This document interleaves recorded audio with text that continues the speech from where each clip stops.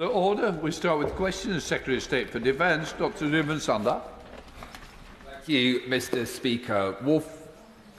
Because of number one, Mr. Speaker. Secretary of State. Thank you, Mr. Speaker. The House will note that we're without the Minister for Veterans this afternoon. He's halfway up Everest with a group of soldiers raising funds for armed forces charities, raising the profile of veterans, and I'm sure the whole House wishes him well, and most of us think also rather him than me. Mr. Speaker, this government's confirmed the biggest increase in defence spending since the end of the Cold War. It'll boost national security. It'll make defence the engine for growth in every part of the United Kingdom. But for too long, small businesses have felt left out of defence. But no more, so we're setting new targets to ensure that smaller firms benefit from this increased defence spending. We're setting up a new support centre to guide small businesses on access to defence. And for the first time, we're making British-based businesses a priority for British taxpayers' defence investment. There's a grouping, I think, Secretary of State. Indeed so, Mr. Speaker. With your permission, we'll take questions 6, 8 and 19 with this one. Thank you, Mr. Speaker. Can I also wish the Veterans Minister the best of luck as he climbs Everest. And I'm sure all of us in the House do agree, rather him than us. And as we all, Mr. Speaker, in today's world, warfare is changing dramatically. $1,000 drones can destroy $10 million tanks. But the innovation cycle for these drones is also rapid. Their designs become obsolete within months.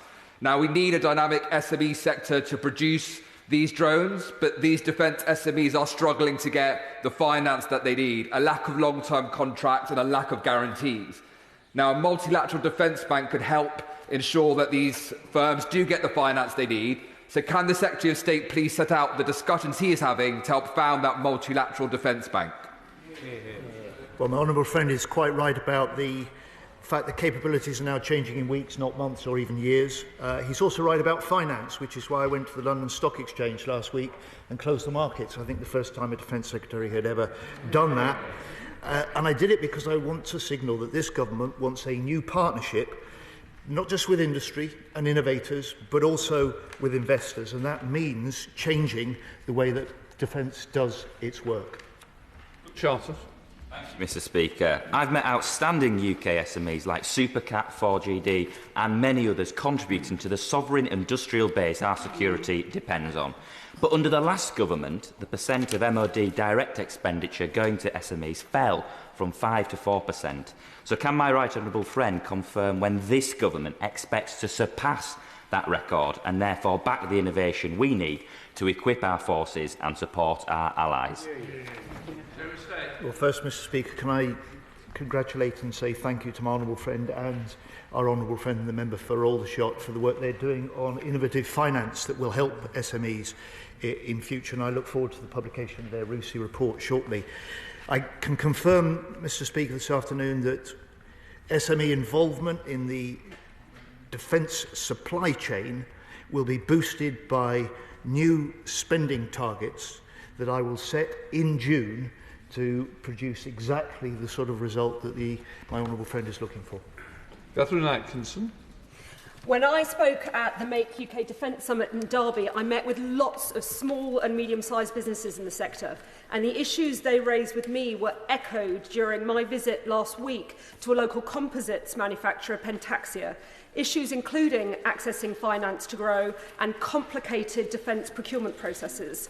What is the Defence Secretary doing to engage with small and medium-sized companies to ensure that they can get a fair crack at government defence contracts? Well, my honourable friend knows better than most the challenge for small firms entering into the supply chain in defence, and she does more than most to champion their case. We want defence to do business differently. We want to make a big part of doing that differently to make it easier for small firms and newer entrants to start doing their business with defence, which is why we've announced a new SME support centre, a new front door, if you like, for small firms that can then become part of the defence supply chain, unlocking new jobs and putting more money in the pockets of workers. Baggy, Shanker. Thank you, Mr. Speaker. Earlier this year, I had the pleasure of hosting a round table and listening to businesses in Derby, small and medium-sized businesses in engineering and manufacturing, including the vital defence sector. With nearly 70% of government defence spending directed toward businesses outside of London and the South East, we know how every pound spent in UK defence businesses has the power to create jobs and employment for local people. Will the Secretary of State therefore outline how the Department will ensure that as many of these SMEs as possible are aware of government procurement opportunities so they can deliver jobs in areas like Derby? My honourable friend makes an important point that the access for SMEs to defence is very often through primes and subcontracting rather than direct with the Defence Department itself, and it's the certainty of long-term relationships and long-term contracts for the primes that allow them to do the same and pass that on to smaller firms. It's why when he joined me at the Derby Rolls-Royce factory, when I announced the eight-year, 9 billion unity contract for Rolls-Royce, it's significant that 240 small firms were part of that submarine supply chain. Pritchard. I don't wish to end the Defence Secretary's glittering career here on the floor of the House, but can I praise him as my new favourite minister alongside the Defence Procurement Minister on today announcing the new £400 million investment into Shropshire in my constituency for Rheinmetall to build the new gun barrel factory. Can I thank him and his Defence Procurement Minister for working with me across party in the national interest to make sure that the UK has the very latest and the most technologically advanced Challenger 3 tank, the best in NATO. Yeah. Mr. Speaker, I'm grateful to the honourable gentleman for that. We will always work across party in the national interests and in the interests of defence, and I hope he's wrong that it by doing so that it may ruin my career. Nevertheless, I'm grateful to him for noticing the £400 million investment that Rheinmetall are making and announcing today in their Telford factory. That's a direct response of the UK-German defence agreement that I signed in October, and it is confirmation this is a government that is delivering for defence. Gideon, Amos. Somerset's defence-related SMEs help to make the South West the biggest region for defence after the South East. Will the Secretary of State take a particular look at how SMEs are supporting Somerset Armed Forces Day? They are a backbone of that operation. And will he look at the fact that Armed Forces Days run by veterans and volunteers don't receive the funding until sometimes 6 months after they've held the Armed Forces Day event? And will he agree to support the biggest Armed Forces Day in the country, Somerset Armed Forces Day? Yeah.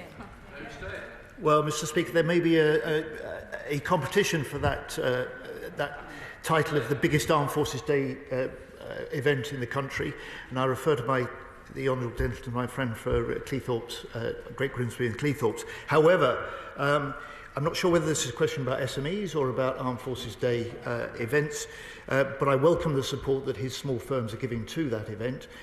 We from the Centre are making sure that we can support local Armed Forces Day events, where we've got councils and local charities willing to organise them, and we're doing so right around the country, and I know the whole House will back those locally and nationally. Sarah.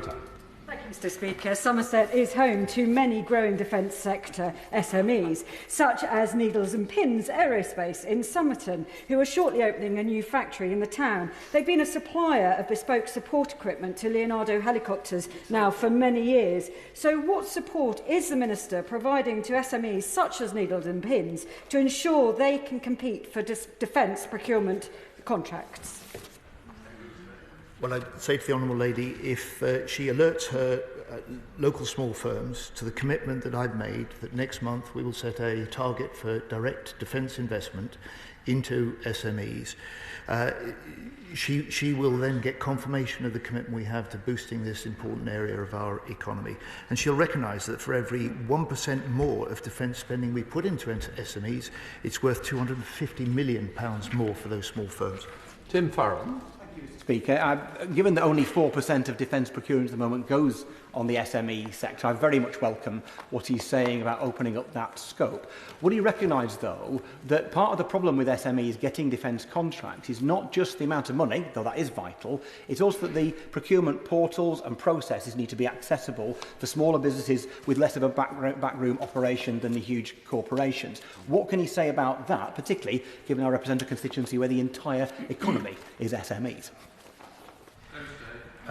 Mr. Speaker, I can say first of all that the new SME Support Centre, which we've announced and we will set up shortly, will help exactly with those sort of challenges. And secondly, to say he's right to point to that low 4% level of direct defence spending into SMEs, which was the level under the last government, which went down for every one of the 3 years before the last election. James Cartlidge, Shadow Secretary of State.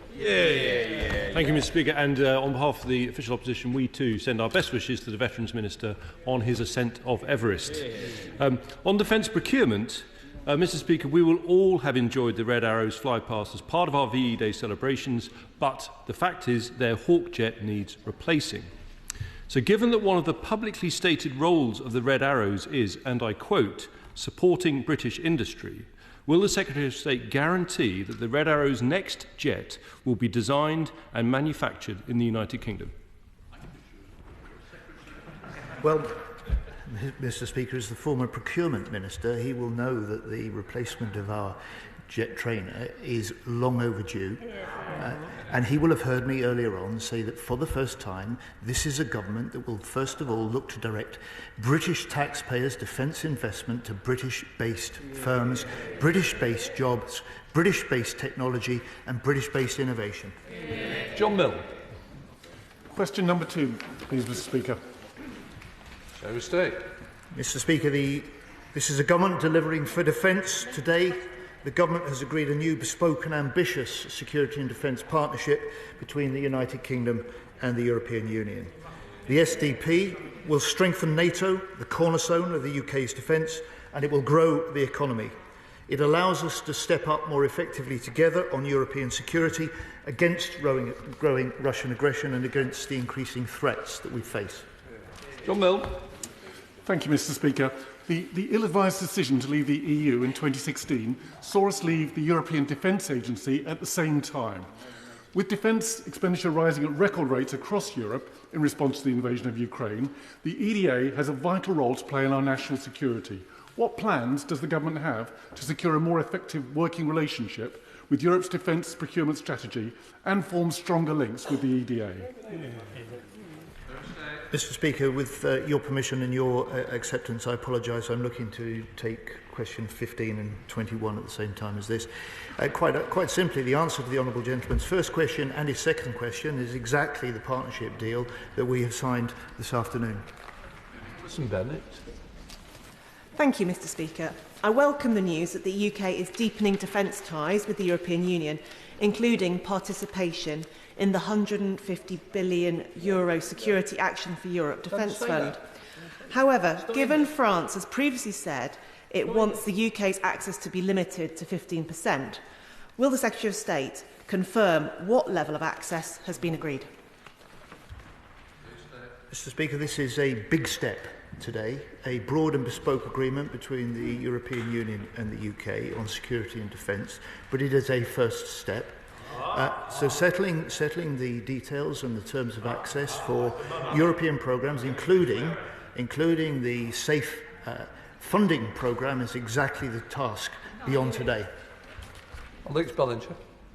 Thank you, Mr. Speaker. Before being elected, I was proud to serve alongside our European allies, including French, Dutch and Estonian forces in Afghanistan and elsewhere. Now, in the face of Russian aggression in Ukraine, it is more important than ever that we build on those alliances to strengthen European security. Can the Secretary of State tell us how we can do more to strengthen European mechanisms for security, like the Joint Expeditionary Force, to build our collective security? Yes, Mr. Speaker, my honourable friend is right, of course, about the Joint Expeditionary Force, but he's right to emphasise the importance of the step today, because whilst NATO is the cornerstone of our European security and recognised as such by the European Union in their white paper, the step today will mean that we'll be able to upgrade our cooperation with the European Union on the mobility of military material and personnel, on maritime and space security, on irregular migration, and on protecting our critical infrastructure. It opens the door to closer defence industrial collaboration, including the potential participation in the EU's €150 billion safe arrangements. Will the Minister join me in congratulating the crew of HMS Dragon, which succeeded in obliterating a supersonic missile with a Sea Viper missile off the coast of the Hebrides? The Royal Navy hit their target thanks to the work of the MOD range Hebrides, and will he congratulate them on their continued work as well? I will indeed, Mr. Speaker. We congratulate the crew of the HMS Dragon for their professionalism and their skill, and they will welcome my honourable friend's championing of that skill in the House this afternoon. So, Secretary of State James Cartlidge. Thank you, Mr. Speaker. Now, I previously raised at all questions my deep concern that the government would give away our fishing rights in order to access the EU rearmament fund. In fact, Mr. Speaker, it's far worse than that. Isn't this the truth? We've surrendered our fishing grounds for at least 12 years, and we will become a passive rule taker. And in exchange, all we have is a glorified talking shop and not a penny of guaranteed defence funding. Quite right. Absolutely right. Well, Mr. Speaker, he's quite right. Last time, he's quite right that last time in this House, he talked about not excluding from the Safe Defend Fund that will include EU states. So I would have thought he would have welcomed this afternoon's agreement, because this is the open door to those arrangements. And I just say to him, does he agree with his leader, therefore, who declared, before even seeing the agreements that were going to be signed today, including this security and defence partnership, that she would tear them up? Sadiq Al-Hassan. Question number 3, please, Mr. Speaker. Secretary of State. Mr. Speaker, earlier this month, the nation celebrated 80 years since Victory in Europe Day, and the government announced the Up Valor programme. This will be a new UK-wide veteran support system to ensure veterans have improved access to essential care and support, and it is backed by a new £50 million investment starting this year. Sadiq Al-Hassan. Thank you, Mr. Speaker. Charity PTSD Resolution had their rights to deliver healthcare services that imprisoned veterans desperately need taken away in England. This charity provided vital healthcare services in our stretched NHS. Will the Secretary of State meet with me to discuss how the MOD and other signatories to the Armed Forces Covenant can help the case of veteran prisoners, and explain why precious support from a charity has been taken away? Well, Mr. Speaker, we made an election commitment that we would put the Armed Forces Covenant fully into law, and we will do that. The Minister for Veterans is working across government to make sure that veterans get the support from all services that they need, and that includes OpNova, and that provides for those who are ex-forces that get caught up in the criminal justice system. And I know, and I can speak for him while he is up Everest, to say that he would welcome a meeting with my honourable friend, and I will ensure that that does take place. David. Won't be on Everest. The Secretary of State knows as well as I do that one of the most distressing things facing our veterans today is the fear of being dragged into court in the face of politically motivated prosecutions after the Cluneau and Coke inquiries, which opened them up to that. There is obviously going to have to be some action taken to protect them. Is the MOD currently researching the legal and judicial and legislative requirements that are necessary in order to protect our veterans from this appalling treatment? The right honourable gentleman is right. We owe the Operation Banner veterans a huge debt of gratitude. Their professionalism and their sacrifice, in many cases of their lives, saved civilian lives and helped bring about the peace that Northern Ireland now endures. On Cluneau, he knows that the MOD is seeking a judicial review of the coroner's findings, and he will also know that I am working closely with the Northern Ireland Secretary to make sure that the welfare and the legal support that we put in place for veterans any caught up in any investigations is reinforced further, so that we can protect this special group of veterans from the impact of such investigations. Shadow Minister Mark Francois. Thank you, sir. A group of army veterans who feel totally let down by this government have started a parliamentary petition entitled Protect Northern Ireland Veterans from Prosecutions, which has so far amassed almost 87,000 signatures in just over a week.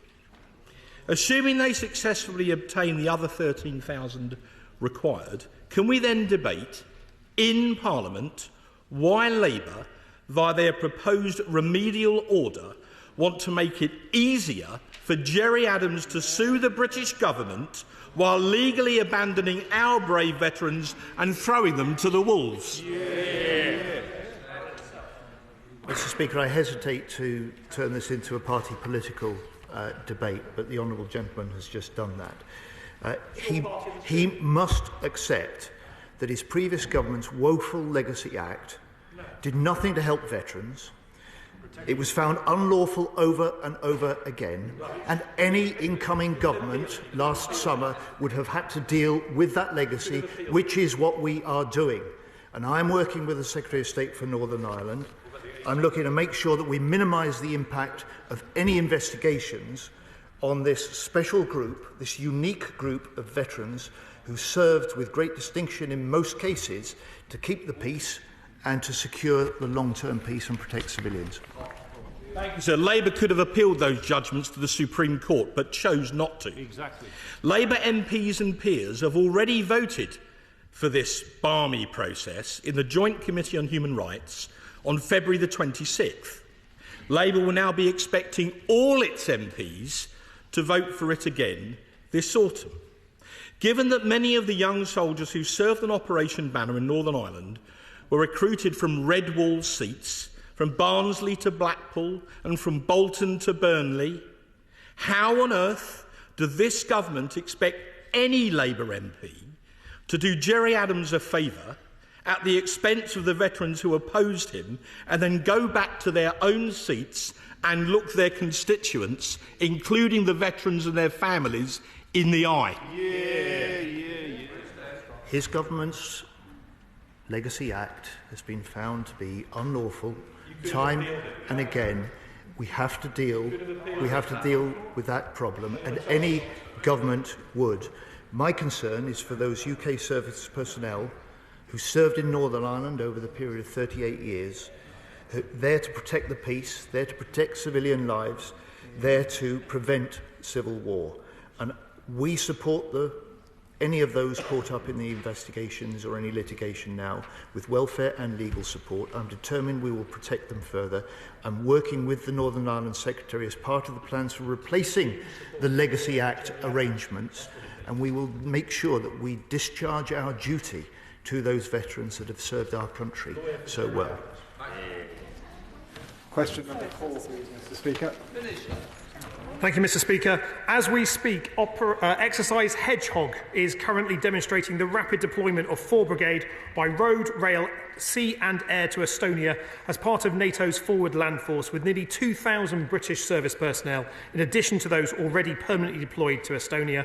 To keep Britain secure at home and strong abroad, we are working with our EU, NATO and JEF partners to enhance military mobility. Thank you, Mr. Speaker. Thank you for that answer, Minister. I note the new Rail Baltica under construction from Warsaw to Estonia, a potentially useful project to assist troop movement if needed in the future. Does the Minister agree that we and our allies need to be agile to respond to threats emanating from Russia, particularly in support of the Baltic states like Estonia?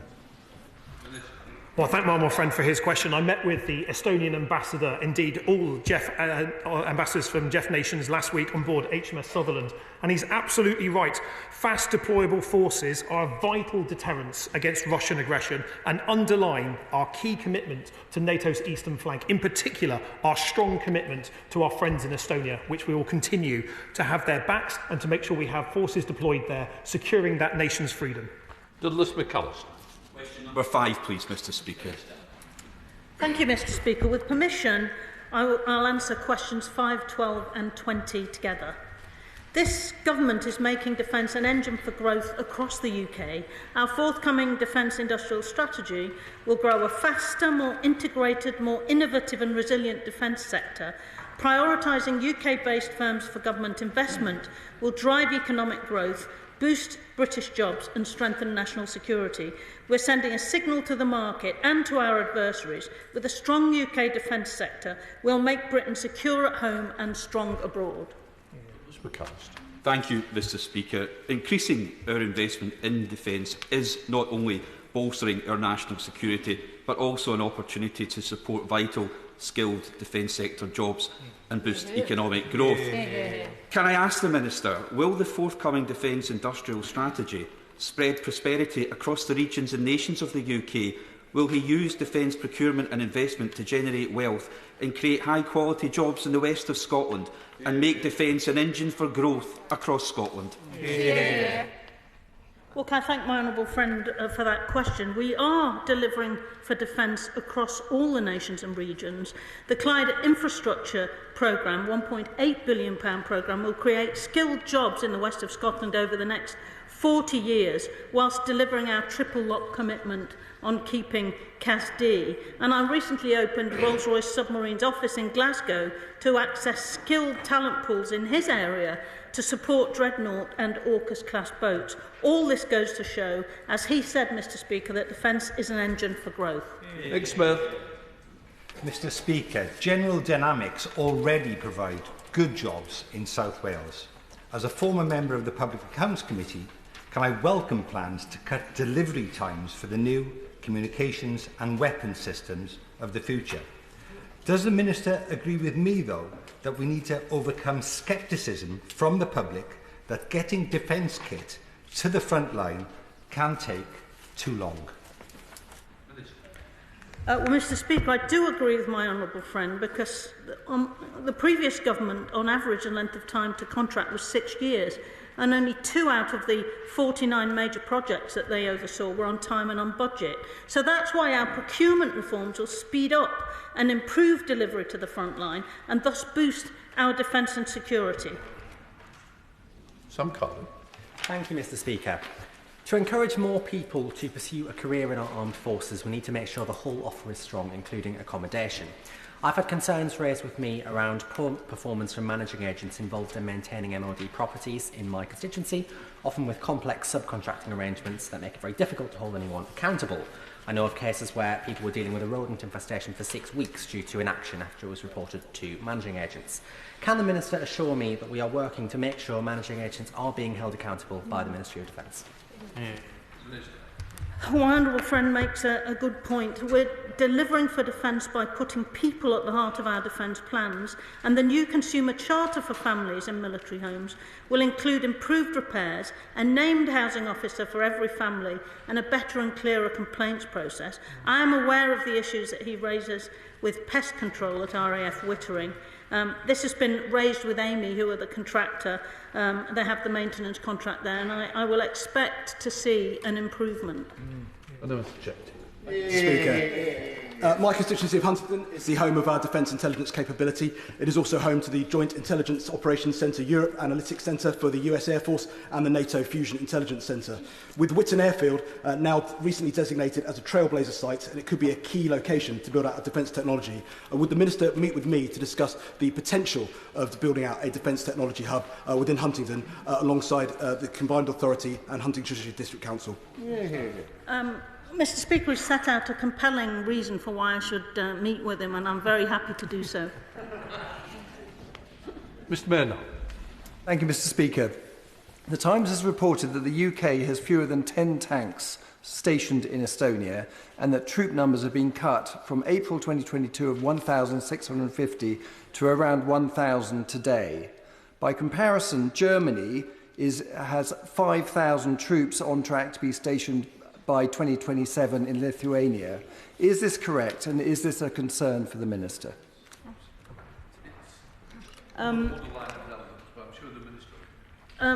The honourable gentleman has set out some troop movement issues.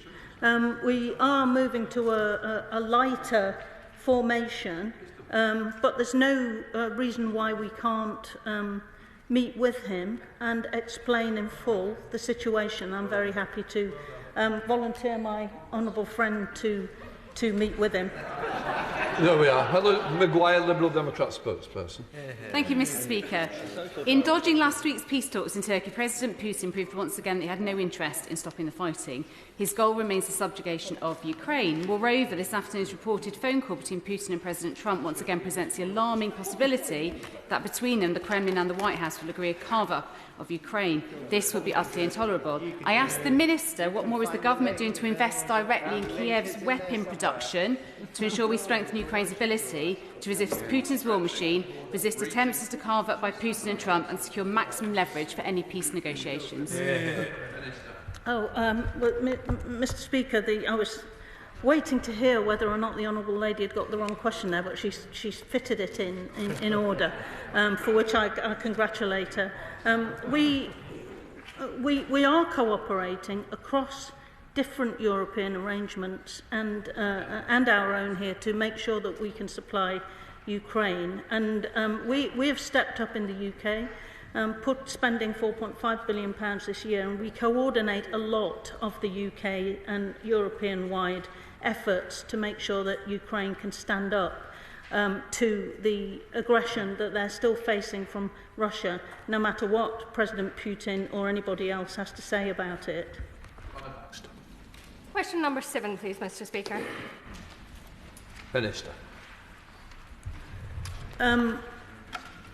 Mr. Speaker, the landmark agreement secured today will complement our bilateral partnerships with European countries. It will pave the way for the UK defence industries to participate in EU defence programmes, supporting thousands of British jobs, boosting growth and making our continent safer. Thank you, Mr. Speaker. I'm pleased that today the United Kingdom is hosting a summit here in London to reset our relationship with Europe. Yet another sign that this Labour government is restoring our reputation as a global power after it was trashed by a decade of Tory incompetence. Will my honourable friend outline what steps are being taken to ensure that our world-leading defence industry can access the European Rearmament Fund to drive economic prosperity at home, to benefit my constituents in Paisley and Renfrewshire South and strengthen security across Europe? Well, I thank my honourable friend for the question. The UK and the EU will use this opportunity to explore closer collaboration across defence industrial initiatives in a way that will support economic growth and jobs on both sides and help to prevent fragmentation across our shared industrial base. We can now go on to discuss a bilateral agreement to facilitate participation in EU schemes like REARM and SAFE. What financial commitment will the UK have to make to participate in this fund? Any financial commitment that has to be made will be subject to the further discussions that I have just set out, because the agreement today enables us to then discuss bilaterally what arrangements we can make in order to have access to these programmes. Fair use. Number 9, please, Mr. Speaker. Minister. Mr. Speaker, I'm sure on behalf of the whole House, the House will join me in passing our condolences on the death of Lord Etherton and our sympathy for his friends and family. His legacy will continue to shape an inclusive and fair future for our armed forces community. The LGBT Financial Recognition Scheme has a budget of £75 million. That's 50% higher than that set by the previous government. And Defence has made £90,000 available as grants to charities including the Royal British Legion, Fighting with Pride, to support LGBT veterans with completing their applications. Thank you, Mr. Speaker. One of my constituents was outed and then dismissed from the RAF when he was just 21, an experience which completely affected his whole life. I was very pleased to hear that last week his application for compensation under the LGBT Financial Recognition Scheme was accepted and he's due to receive his payment shortly. So it's great to hear that this Labour government is getting on with the job for these veterans who were so badly failed by the state. But I wonder if the Minister could give an update on progress of the scheme. Well, I thank my honourable friend for raising the issue and the case that she did It's absolutely vital that no matter who you fall in love with, there's a place for you in our armed forces. I'm pleased to announce that since the LGBT Financial Recognition Scheme was launched on the 12th of December 2024, we have now made a total of £1 million in payments to the dismissed or discharged to people who are terminally ill or over 80s who are dismissed or discharged due to their sexuality. 964 applications for non-financial restorative measures have been received and are being processed, and the recruitment of the independent panel and appeals board is complete, so payment for the LGBT FRS impact payments can begin shortly. Question number 10, Mr. Speaker. From bench. With permission, Mr. Speaker, I'd like to answer 10 and 17 together. The Secretary of State and I are in regular and close contact with our NATO allies on strengthening the Euro-Atlantic security. Last week, the Secretary of State and I were both in Germany discussing closer cooperation and how to further enhance bilateral defence cooperation. The Secretary of State attended a meeting of the E5 defence ministers during driving European leadership in Ukraine, and next month we'll meet allies in preparation for the Hague summit in June. Thank you, Mr. Speaker. I thank the Minister for that answer. In this era of global instability and volatility, NATO has never been more vital for Britain's defence and security. I've been alarmed to see that certain Green Party politicians have suggested that the UK leave NATO, abandoning our commitment to our allies, including our European nations, and the defence of Ukraine and the defence of our shared democratic values. Can the Minister reassure this House that this Labour government will recommit to working even more closely with our allies for our collective defence? And can he confirm that, unlike certain other parties, Labour will always put the security of our citizens first? Yeah. Well, let me be absolutely clear with the House. NATO is the cornerstone of our security, and this government's commitment to the alliance is unshakable. The Greens, if that is the case, would be out of step with the British people, who recognise the importance of NATO membership. And let's also be clear, the only person that would benefit from taking apart the NATO alliance sits in the Kremlin, and that would be President Putin. And that's the victory we will not give him. Thank you, Mr. Speaker. Mr. Speaker, the response of the Ukrainian military to Putin's invasion has been formidable. And one of the ways it's been so impressive is through the innovation that we have seen in drone technology. And Ukraine is now a world leader in strategic and tactical drones. And would my right honourable friend agree with me that it's so important that here in the UK and along with our NATO allies, we continue to invest in the Ukrainian military so that they can continue in their fight for freedom and we can benefit from the advances in technology that they have brought forward. Oh, I absolutely agree with my honourable friend there. The UK is co-leading the Drone Capability Coalition with Latvia, and we're improving and learning from the experience of our friends in Ukraine. Drone technology in Ukraine iterates every 2 to 3 weeks, so it's absolutely vital that we create not only the investment environment for new investments in drone technology, but as the UK military, we also look at those lessons learned, and I would expect a large part of the Strategic Defence Review to be looking at the lessons that we can learn from Ukraine and applying them to our own military as well.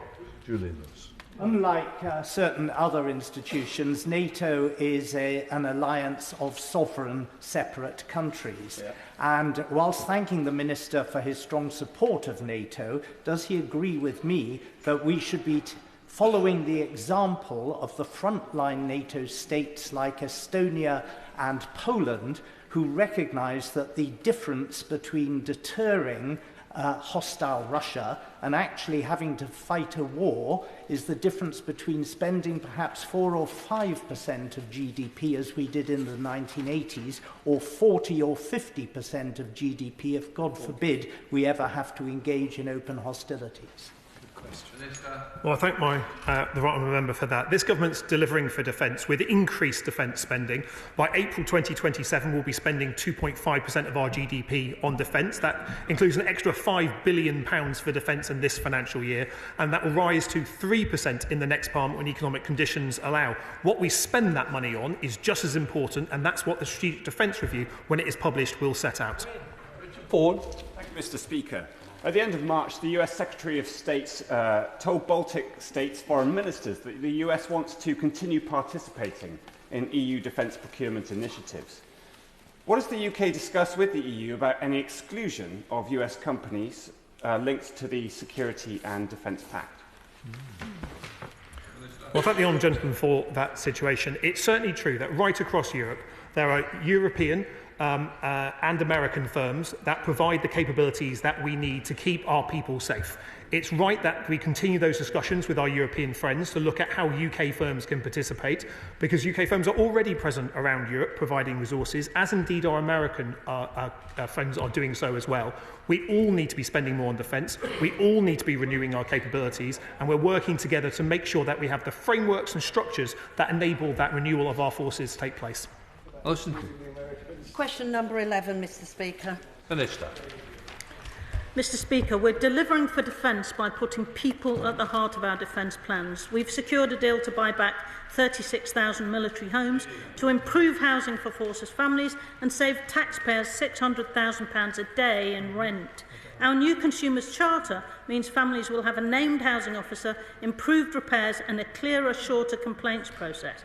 Our forthcoming defence housing strategy will set out plans to undertake a generational review of our properties. Thank you, Mr. Speaker. In December, the Defence Committee found that 2/3 of service family homes need extensive refurbishment or rebuilding to meet modern standards. We know that poor quality housing impacts on children's ability to learn and attend school, as well as their physical health. Can I ask what steps the Government is taking to ensure that the 3,500 children from service families who attend school in North Yorkshire live in adequate accommodation? Well, I agree with my honourable friend's analysis of the impact of poor housing. We have regained control of 2,793 of the 3,221 services family accommodation in Yorkshire and Humber, previously owned by Annington after a landmark deal earlier this year, as well as saving taxpayers rent that can be recycled into improvements. It enables us to plan a once-in-a-generation improvement to services family homes, and these detailed plans are going to be set out in the Defence Housing Strategy Review later this year. John Cooper. Question number 13, please, Mr. Speaker. Mr. Speaker, the Government recognises the important service and the sacrifice of those forces veterans who served in Northern Ireland. More were killed during the Troubles there than in Afghanistan. And I'm acutely aware of the anguish caused to those veterans and their families by historic investigations, and while the MOD continues to provide welfare support and legal support to those affected, I am determined that we will do more. John Cooper. Thank you, Mr. Speaker. Mr. Speaker, Operation Banner defeated the IRA militarily and paved the way for the Good Friday Agreement. So why then is this Labour government now pushing two-tier justice to the obvious detriment of our brave Northern Ireland veterans and to the advantage of Gerry Adams and his Sinn Féin fellow travellers? Where is the justice in that? Very good. Sums it up. This is a government that is dealing with the woeful shortcomings of the last government's Legacy Act. And as we do so, we will give priority to strengthening the protections that preserve the dignity and the respect for our veterans that serve there. Stone. Number 14, Mr. Speaker. Thank you, Mr. Speaker. We inherited a recruitment and retention crisis from the last government, but since July we have taken decisive measures, slashing the time it takes to access medical records from weeks to hours and restructuring the Army's recruitment organisation. And, Mr. Speaker, it is working. Year-on-year inflow is up 20%, outflow is down 8%. The Navy's yearly recruiting target has been exceeded. The RAF's applications are up 34% compared to early 2024, and the Army is seeing a 7-year high in applications. Mr. Speaker, it may or it may not come as a surprise to the House to know that I was once a Royal Navy cadet myself. I do believe that the cadet force is hugely important when it comes to retention and recruitment. The trouble is Mr. Speaker, trying to get people to step forward to help run cadet forces. I wonder if the government would consider some form of inducement scheme whereby every single community has veterans, we know about that, to encourage them to step forward and help organise the cadets. Well, thank you, Mr. Speaker. He is a role model for the Sea Cadets in that case, in terms of seeing what you can do by serving in the cadet forces. But seriously, cadets are a fantastic way of growing in confidence, learning new skills, and for many young people, finding a career in the armed forces. Supporting those people that work with our cadets, that help train them, is absolutely vital. And we know that there's a huge opportunity in expanding cadets, in investing more, and that is what this government intends to do. David Hanks. 16. Front bench. Thank you, Mr. Speaker. This government is expanding UK-wide employment support for the armed forces community through Opposend, a free advice service launched earlier this year for veterans and their families. We continue to also offer tailored employment support via the Career Transition Partnership. And national insurance relief for employing veterans comes at really quite low cost to the Treasury, but it's effective not just through its financial incentive, but because it opens up conversations within employers. Of late, in written answers, the government has been slightly equivocal about the future of this programme. Can he now confirm that beyond just the next year, this programme of relief will continue to support veterans' employment? Very good. Well, I thank the honourable gentleman for his question. It's absolutely vital that we support our veterans. We've extended the national insurance relief for a further year, and I'm very happy arranging a conversation with him, with our Treasury colleagues, if he would like to make a further case, because I'm sure that he would join a chorus of voices in doing so. Lord of Battle.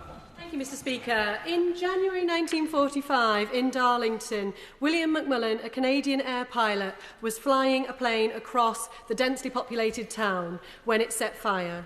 He steered it away from the populated area and evacuated his 6 crewmates, unfortunately losing his life in the process.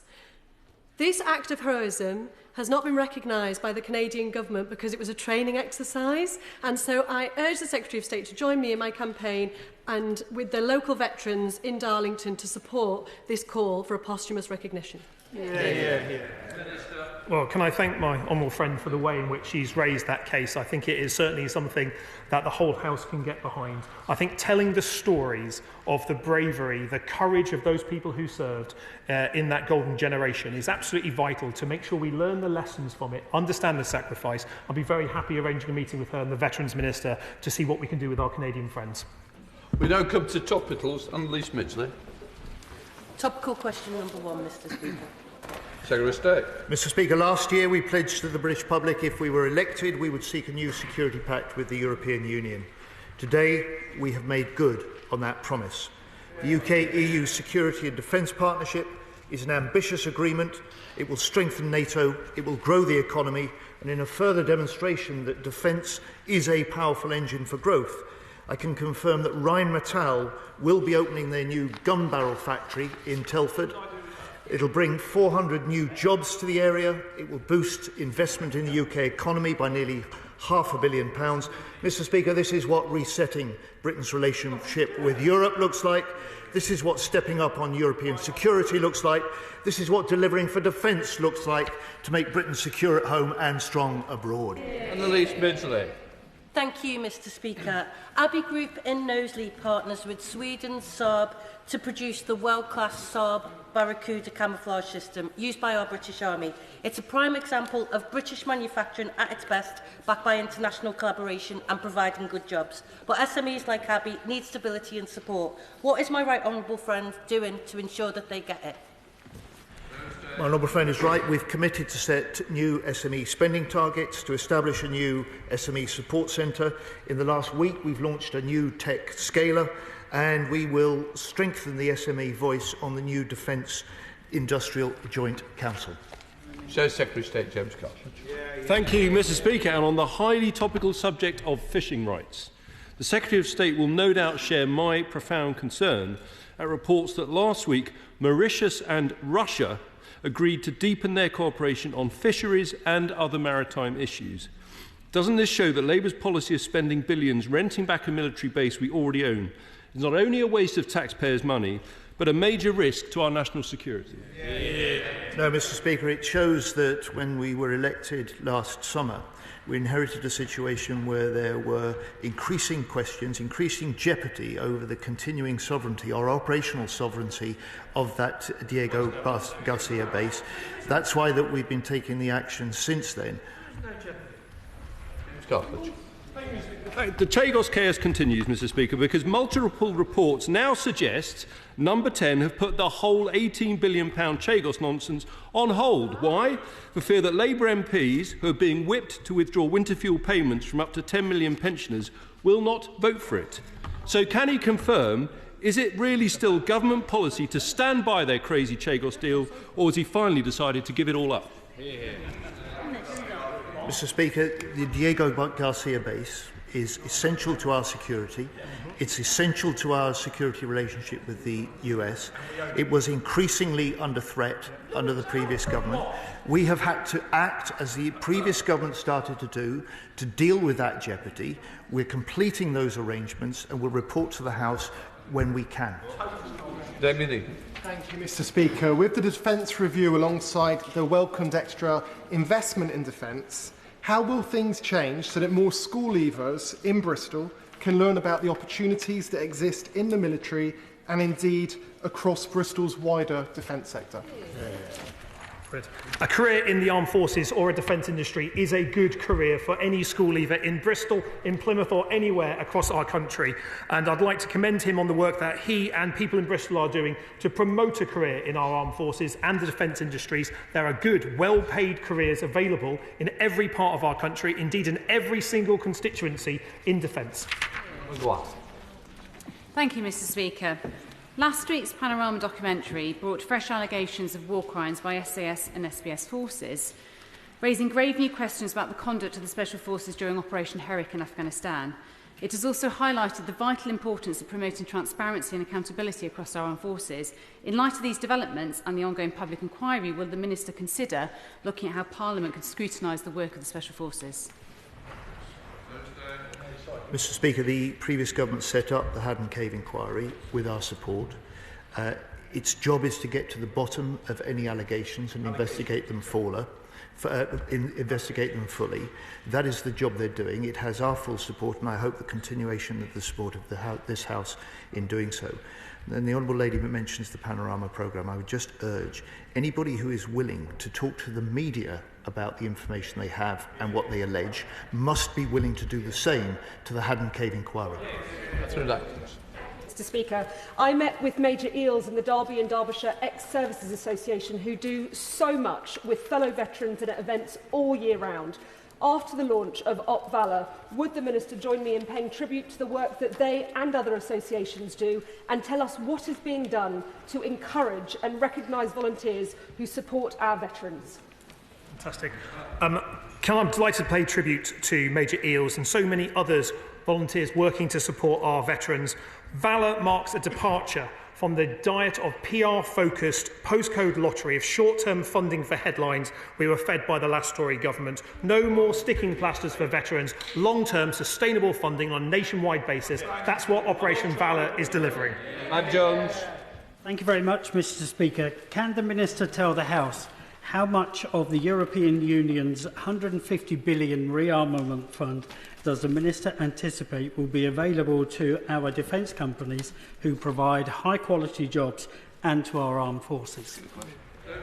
Mr. Speaker, it is simply too early to say that about any of the nations, including all 27 EU nations. What I can say is that today's agreement is the necessary key that opens the door to that potential for our government and our defence industry. Joe Morris. Thank you, Mr. Speaker. Over the weekend, a drone attack was launched targeting a number of regions, including Kyiv, in arguably the biggest drone strike since the full-scale invasion began. While I'm pleased significant headway has been reached between Russia and Ukraine regarding a possible prisoner swap, does the Minister agree that the government must continue to urge for a wholesale ceasefire to ensure that no more civilian lives are lost? A sustained, unconditional ceasefire is the quickest way to stop the killing whilst creating the space for serious talks to achieve a lasting peace. President Zelensky has consistently shown his commitment to peace. Putin has refused to meet Zelensky in person while continuing barbaric attacks on the Ukrainian people, as we've seen once again over the weekend. We will stand with Ukraine for as long as it takes. So, Jeremy. Mr. Speaker, could I ask the Secretary of State, if the government ends up paying a fee for British companies to bid for European defence contracts, will it also charge the EU a fee when their companies want to bid for British defence contracts? What I can say to the right honourable gentleman is that any arrangements we make will be in the best national interests of this country and the interests of our industry. They will be fair, and they will ensure that our industry can participate fully in any programmes to make the biggest possible contribution the UK can make alongside the European Union within the context of NATO to making European security stronger. Thank you, Mr. Speaker. The recent E5 meeting marked a significant step towards greater strategic autonomy in Europe, with, of course, the security of Ukraine being central to this. Would the Minister agree with me that the changing nature of the threats we face, working ever more closely with our NATO allies, is crucial to keeping the UK secure and safe abroad? I can indeed, Mr. Speaker. Our commitment to NATO is unshakable, just as our commitment to our European friends, especially those along NATO's eastern flank that are being threatened by Russian aggression, is in the case. We will continue to work with our friends, with Germany via the new Trinity House Agreement, with a refreshed Lancaster House Agreement, and with our EU friends via the Security and Defence Agreement signed today. It is a really important part of keeping Britain safe at home and secure abroad. So Desmond Swain. Will he delay putting the remedial order to the House until he is certain that they have a way of delivering the Prime Minister's commitment to prevent Jerry Adams from claiming compensation? Very good.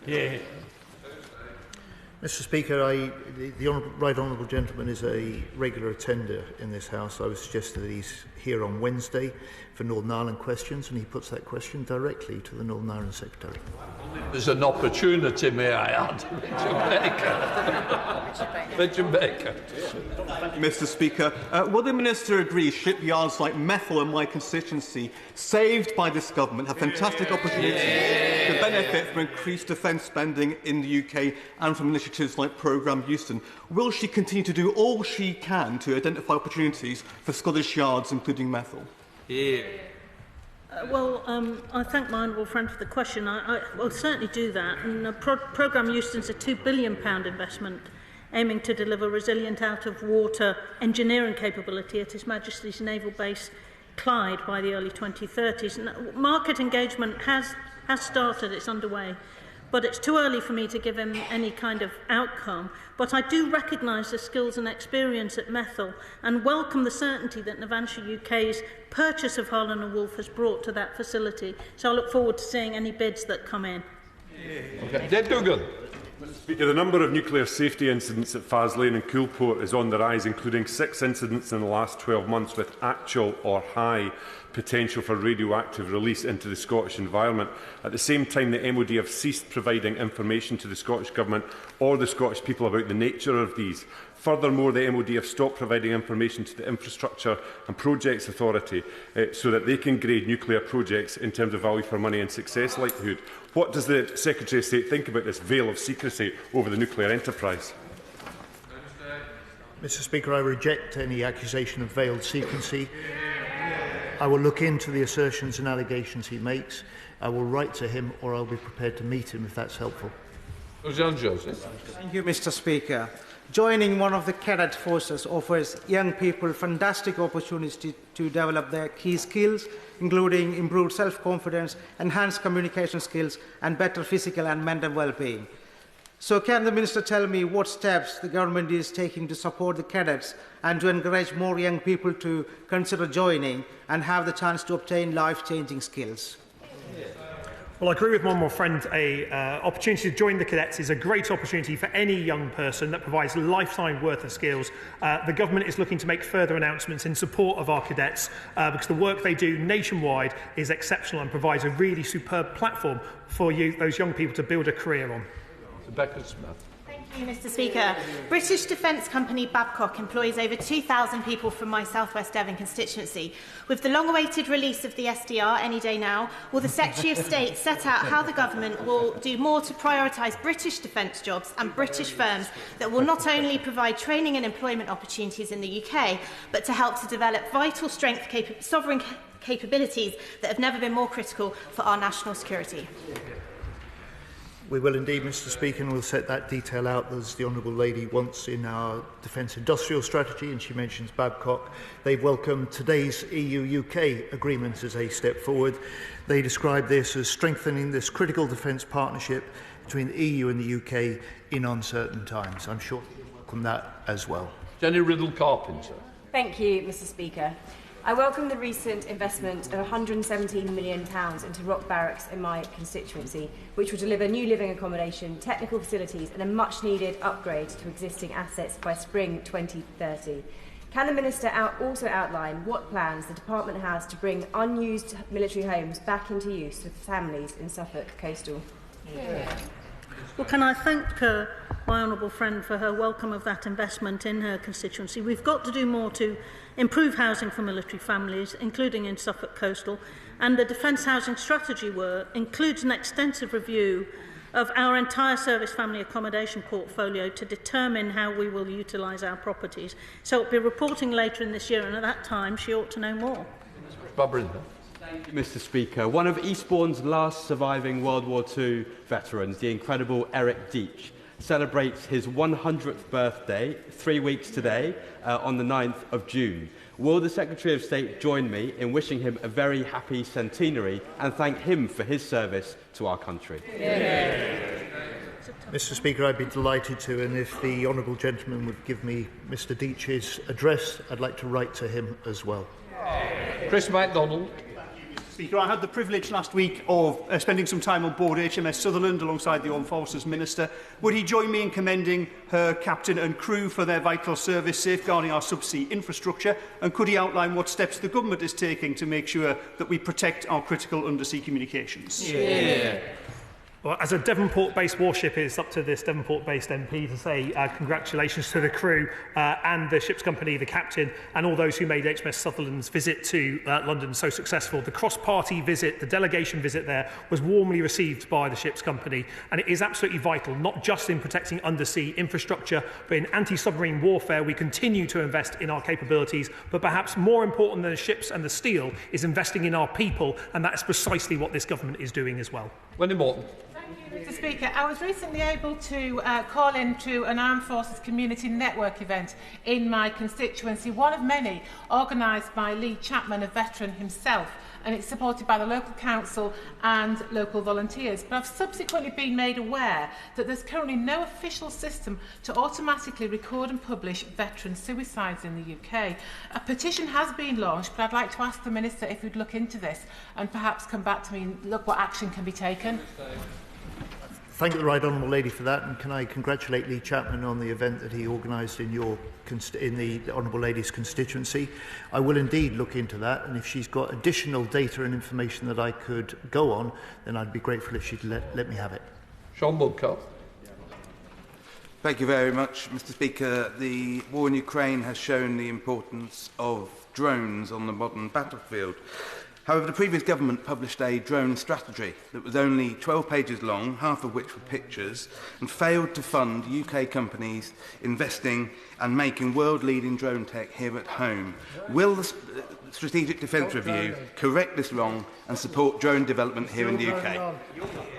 Well, the Shadow Defence Secretary shouts total rubbish, but his 12-page drone strategy was half full of pictures. It was totally unfunded, and the Strategic Defence Review will look at the way that our technologies are changing the nature of warfare, and will make sure that we can make Britain secure at home and strong abroad. Jim Allister. Given the particularly adverse findings against the SAS soldiers in the Canoe inquest, will the Secretary of State reflect upon the better and different law pertaining to inquests in England, where at the moment there is you arrive at a suspicion of criminality, the inquest is stopped and the matter is referred to the PPS, Whereas in Northern Ireland, the inquest concludes with the highly prejudicial findings on the bounds of probabilities and a referral to the PPS. Wouldn't it be far better to bring the law in Northern Ireland into line? The honourable gentleman knows that we are, as a government and as a Ministry of Defence, seeking judicial review of the coroner's work on the Cluneau inquiry. If there are other factors to be taken into account and lessons to be learnt, government will do that. Lord Mayor. Yesterday, a Conservative councillor in my constituency said that this government was, quote, dancing to the tune of warmongers because of our support for British defence manufacturing, despite the fact he has one of those manufacturers in his own ward. Does the government believe, as I do, that we need to do more, not less, to support British defence manufacturing? I do agree with my honourable friend. We do need to do more to support British defence manufacturing, and we are doing more to support British defence manufacturing by reforming the way in which we do procurement and making sure we prioritise UK-based businesses for the work that we can give them. Thank you, Mr Speaker.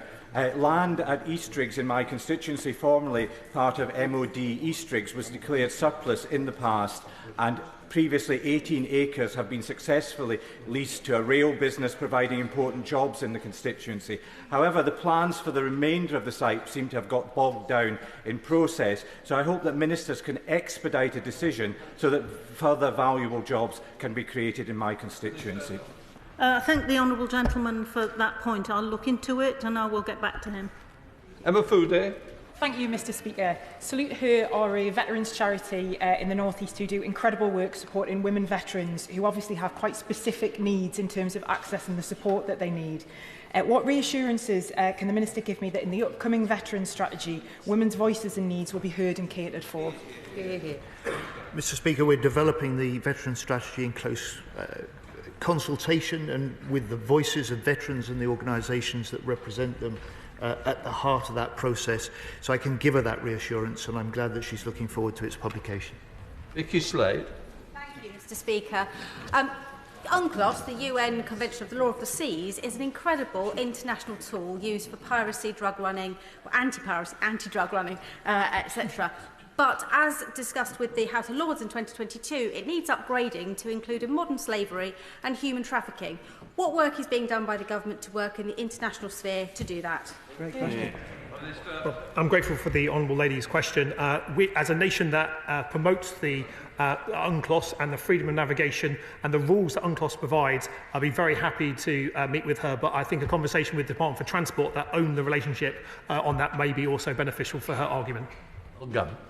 Mr Speaker, the Minister may know that I've spent some months convincing British scale-up Eralis to choose Prestwick as their location for a proposed solution to the Hawk replacement, creating 4,000 jobs and the first British jet built in 50 years. Will she do all she can to bring Eralis to Prestwick and make the Red Arrows British and Scottish?